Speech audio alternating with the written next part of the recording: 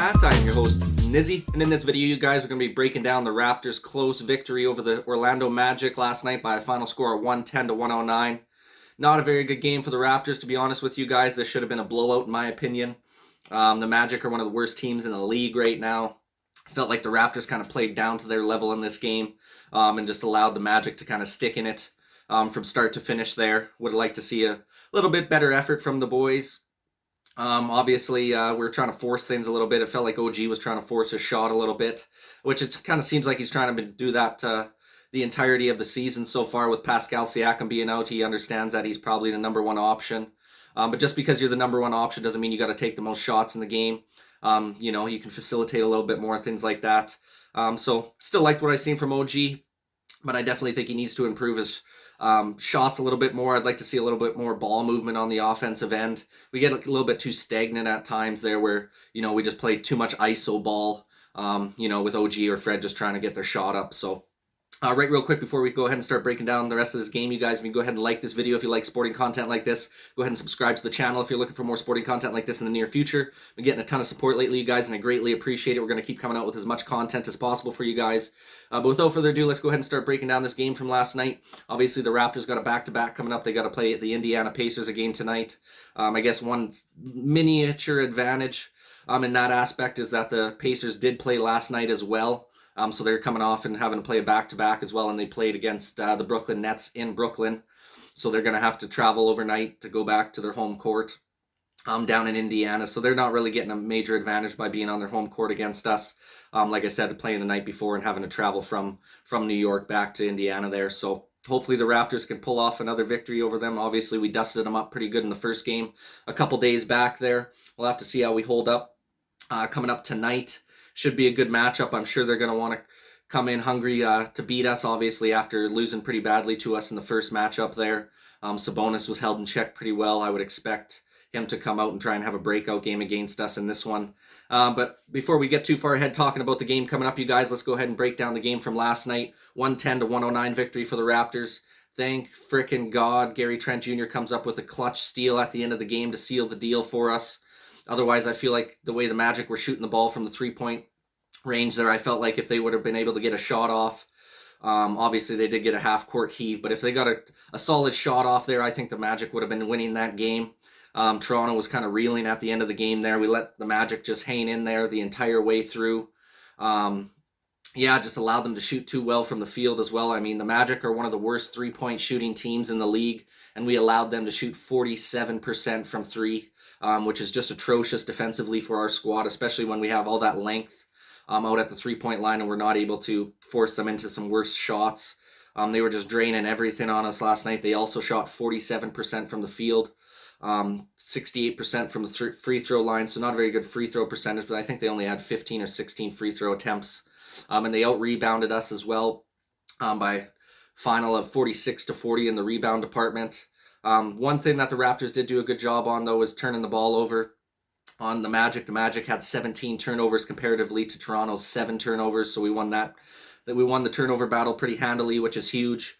But as for the Raptors, our shooting percentage was a little bit better this game. We shot 50% as a team from the field, but our three-point stroke was not there tonight. We only shot 30% from the three-point range, and the free throws were not there for us as well, as 68% free throw percentage. So we got to improve those numbers a little bit. Obviously, we're out-rebounded 46 to 40 as well. So kind of got lucky in this one, you guys. Orlando Magic should have been able to steal this one away from us. I thought this should have been a blowout win for the Toronto Raptors, but we played down to our competition in this one, which, you never want to be doing that because that's when you can get caught in those bad situations and potentially lose games like we almost did last night. Thankfully, Gary Trent Jr. showed up big time yesterday, had a couple clutch steals, had a couple deflections, was shooting at a pretty good clip. So I really liked what I've seen from him so far this year. He's been one of our best defensive players out on the perimeter. He's just tenacious, looking for those steals, having active hands in the passing lanes.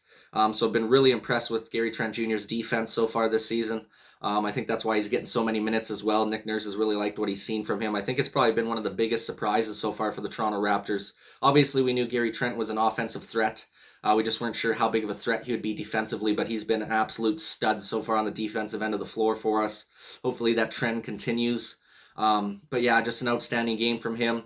Delano Banton with another great gem of a game coming off the bench, man. Really loved what I've seen from this kid so far.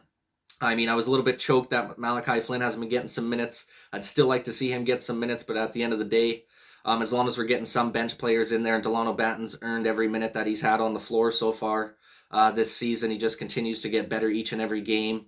Really like his passing ability, his ability to drive to the rack and get those layups. He's just been so good on the defensive side of the floor as well, bringing that energy and that juice coming off the bench for us, which is exactly what we need.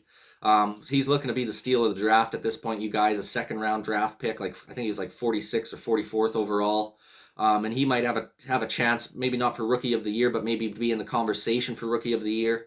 Maybe get to go to the Rising Stars game there at the All-Star game. We'll have to see, but he's been phenomenal so far this season for us. Hopefully he continues to get a little bit more minutes as the season goes on here. And the way he's playing, I'd be shocked if he gets a lot of time down in the G League. I think he's going to be a staple on that bench unit for us, just with his length and his athleticism and playmaking ability. Just really loved what I've seen from the kid so far. And so we'll break down some of the player stats in this game, you guys. Starting off, Precious Chua had another rough shooting night, 4 of 9 from the field. His shooting stroke has not been that great so far this season. He's had quite a few games where he's shooting under 50%, which is not, that great for a center. You definitely want to see your center being above 50% just because most of his shot attempts are coming from inside the paint, in that restricted area there. But still finished the night with 8.6 boards and 1 assist. So not atrocious. He didn't play a lot of minutes either. I think he only played 21 minutes last night. Kem Birch was having himself a pretty good game. So he was able to get in there for some more time on the court. Fred VanVleet had a decent performance, 19 points, 1 rebound, and 6 assists, shooting 7 of 16 from the field, so just below 50% from the field. Decent game from Freddie. Nothing crazy, nothing major. Had another 40-minute game. I mean, I don't know. I guess we had to have him out there for that 40 minutes just to be able to hold on in this one to get the victory. But would like to see those minutes come down a little bit. I think he had 40. I think OG had 39 or something like that. Which you never want to see those guys playing, 40 plus minutes, especially when you got a back-to-back coming up. They got to play again tonight. So you're just going to have your top end guys just dog tired for this game tonight. Hopefully we can get some more bench players in there tonight that can make an impact on the game, give Fred VanVleet and OG Anunoby a bit of a rest. Same with Scottie Barnes, played 39 minutes as well last night. So just a lot of minutes for your top end guys coming in a back-to-back situation here. So we'll have to see how those guys perform tonight after having to work a little bit overtime against a team that we should have been able to handle pretty easily. And we're able to just hang on for that victory. Scottie Barnes with a nice performance, you guys. 21 points, 9 boards, 1 assist, 2 steals, and a block. Shooting 9 of 14 from the field, like 68% field goal percentage. The dude's just been outstanding so far. He just continues to get better each and every game. Obviously, he probably wanted to have a huge game against his buddy Jalen Suggs, who he ended up getting drafted over top of, who Jalen Suggs was projected to go to the Toronto Raptors. You guys all know that in the pre-draft picks there. Everyone had Suggs going 4th. Raptors kind of come with a surprise pick and take Scottie Barnes with the 4th overall pick. Suggs ends up going 5th overall to the Magic. And I think the Raptors made the right choice, hands down here, you guys. Scottie Barnes has looked phenomenal this season. I think he's in conversation for Rookie of the Year so far, if not the Rookie of the Year. Just been outstanding, been a huge staple within that team on the Raptors so far this year. One of the leaders of the team already, being a rookie. Just an outstanding performance last night as well from me is one of the reasons we were able to win that game. OG Anunoby, you guys, 16 points, 5 boards, and 3 assists. Shot 7 of 19 from the field. Another terrible shooting night from him. Under 40% shooting stroke. So far this year, you guys, have seen a lot of forced shots from OG. I've seen a lot of hero ball coming from OG so far this season. Now, he has got a lot better shooting stroke than years past. He's making some of those turnaround fading jump shots. Some of those drives to the rack, tough lay-ins. Obviously, he's always had a pretty good three-point stroke. But at the end of the day, I think he's just forcing it too much right now. I understand he knows he's the number one option with Pascal being out. But just because you're the number one option doesn't mean you got to force up bad shots. You still want to play within the offense and within the game and take what the defense is giving you. And I think he's just forcing up too many shots right now. Like 7 of 19 is not a good shooting stroke. He hasn't had a lot of, high quality shooting games so far this season. He's been like below 40% in most of his games that he's been playing in. So I'd like to see him just dial back those shots a little bit, maybe try and be a playmaker a little bit more. You know, if the shot's not dropping, don't keep shooting. You know what I mean? Like, you keep shooting, but don't, you know, try and take the lid off the basket. I mean, the guy just is relentless with his shot, but when it's not falling, it ends up hurting the squad because we play way too much ISO ball on the offensive end, and then we're not getting other guys into the rhythm and flow of the offense. You know, and it just becomes too stagnant of an offense for us. So I'd like to see OG facilitate a little bit more. Still played solid defensively. You know, he's still one of our top players. I'm not, you know, dogging on the guy hardcore. I just think he's got to take a little bit of that pressure off his shoulders. You don't need to, you know, drain 15 shots a night for us and have 30 points a game for us to win. Sometimes you can just have 15 points, you know, and have 7 or 8 assists instead of trying to go for the 20-plus point games every time. Gary Trent Jr. with a nice performance, you guys. 19 points, 3 rebounds, 2 assists, 2 steals, and 1 block. 7 to 13 from the field goal range, so he's been shooting at a nice clip in this one, above 50% in this game. Really liked what I see from him on the defensive side of the floor. Just tenacious at that three-point line, closing out on his defenders, having those sticky hands, being able to poke the ball out, get some steals.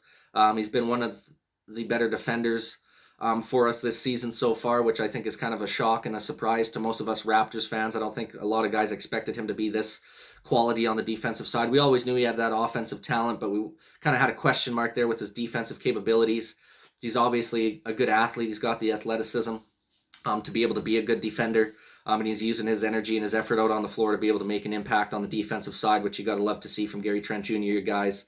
And then rounding off some of the bench players, Kem Birch had a solid performance for us. 6 points, 6 rebounds, 3 assists, and a steal. 1 of 3 from the field, so didn't take a lot of shots, but made an impact nonetheless in the amount of time he was out there. I think he played 23 minutes. So I liked what I seen from Kem Birch, especially his passing ability. I find is a little bit better than Precious Achiuwa. Being able to get a few assists for us there. Delano Banton with another quality gem of a game coming off the bench. Another 10-point performance. That's back-to-back 10-point games for the guy. 5 rebounds along with 2 assists and 2 steals as well. Shooting 4-6 from the field. So shooting a nice percentage, not taking too many shots on the offensive end. Facilitating the basketball, playing really good defense. Just loved everything that I've seen from Delano so far. I hope he continues to get some good minutes with the squad going forward. And then to round out the Raptors player stats, you guys, we have Boucher with 9 points, 4 rebounds, and 2 steals. Shot 3 of 5 from the field. Obviously had that big 3-point shot later in the game there to keep the lead for us. You know, so his shot's starting to round into form a little bit here. He's starting to play a little bit better basketball since Nick Nurse kind of called him out and told him that he's got to step his game up if he's going to want to continue to get minutes out on the floor. So overall, you know, not a very good performance from the boys. Thank God we were able to hang on for the victory. We allowed the Magic to score quite a bit. They had 6 guys score double digits on us. Mo Bamba had 14 points, 18 rebounds with 5 assists, so he was just dicing us up with the rebounds there. Jalen Suggs had a nice performance on us, 21 points, 2 rebounds, and 4 assists.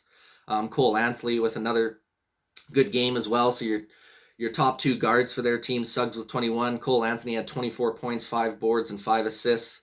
So he played really well. You know, Wendell Carter had 17 points and 12 boards with 3 assists for them. Wagner had 10 points.